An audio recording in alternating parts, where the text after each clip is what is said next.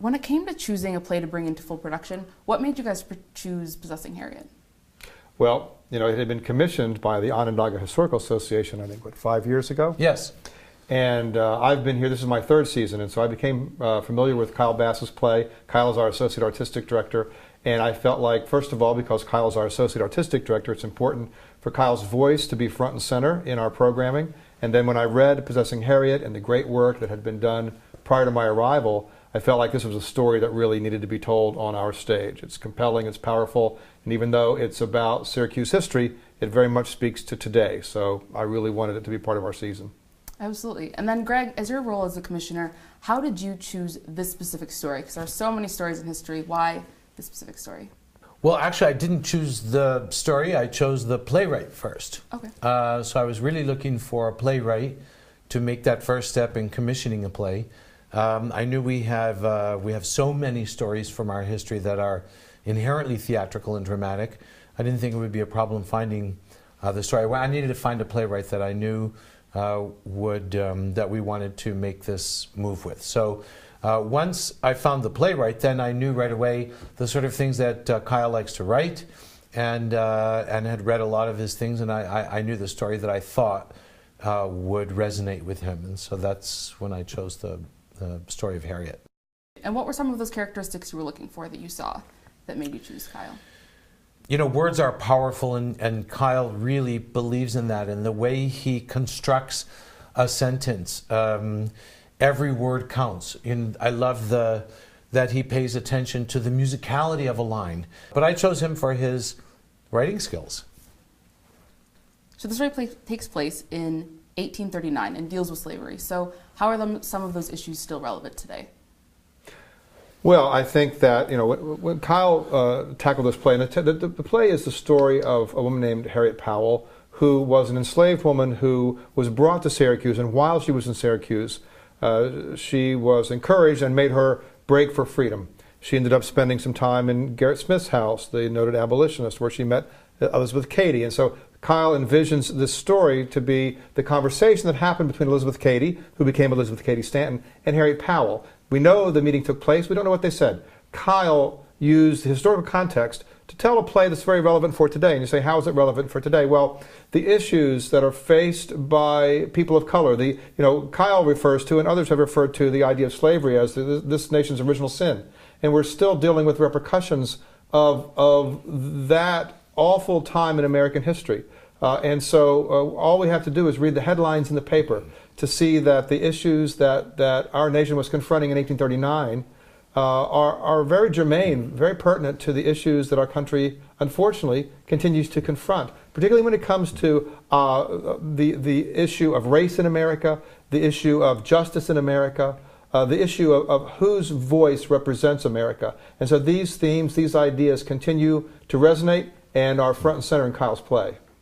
And the beauty of this play, actually, if I might add, is also the fact that it is Underground Railroad and women's rights history sort of coming together at once. And both of those movements were something that Central New York was known for. So it is about issues of race and civil rights, and even gradation of color in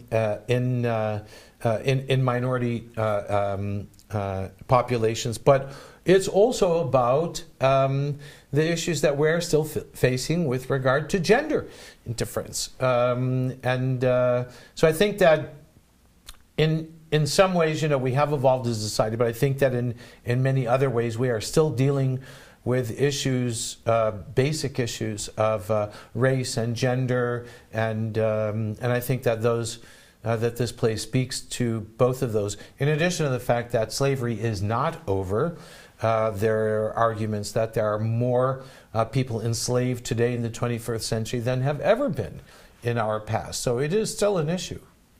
Great. So one of the things you mentioned is you talked about colorism. So that's kind of a nuanced thing because it's not something as overt that you would know, but how did you guys go about approaching that type of issue? I think that Kyle deals with it. I mean, I think that history sort of dealt him a certain hand, that he then played beautifully. The hand that history dealt, and then I'll hand it off to Bob, was that Harriet Powell, the central character in this, is what was known as a quadroon or quaternoon. She was 3/4 white, 1/4 black. Of course, a drop of black blood, and at that time meant you were considered black.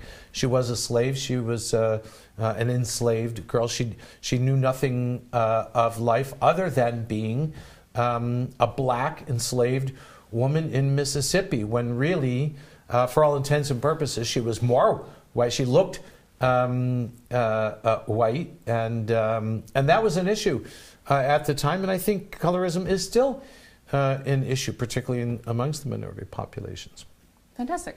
And then lastly, so the story takes place in Syracuse and is debuting in Syracuse. So what do you hope that audiences take away? Well, I certainly hope that the audiences get to learn something about our own history here in Syracuse that many people may have been unfamiliar with.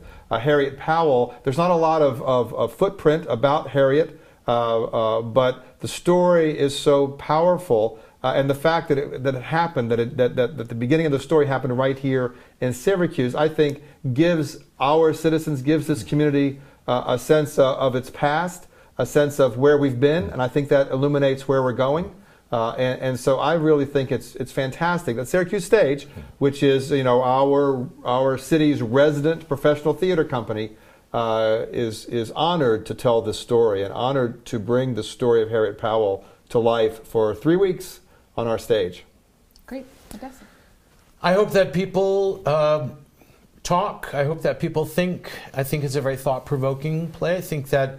I hope that people will recognize that we have issues that we need to deal with in this community and in this country.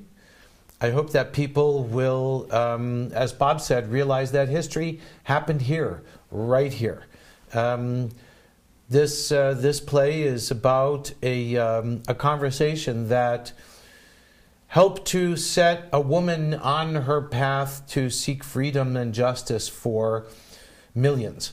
And she became one of the greatest civil rights activists, abolitionists, women's rights activists in history. In her own words, according to her autobiography, it was during the conversation with Harriet Powell in Garrett Smith's home that made her, in her words, quote, an ardent abolitionist. Since she became one of the most famous abolitionists in world history, I think this is a pivotal moment in history that is being depicted in this play. And so I also hope that people will take away that the acknowledgement that that history that helped change our country and the world happened right here in our midst.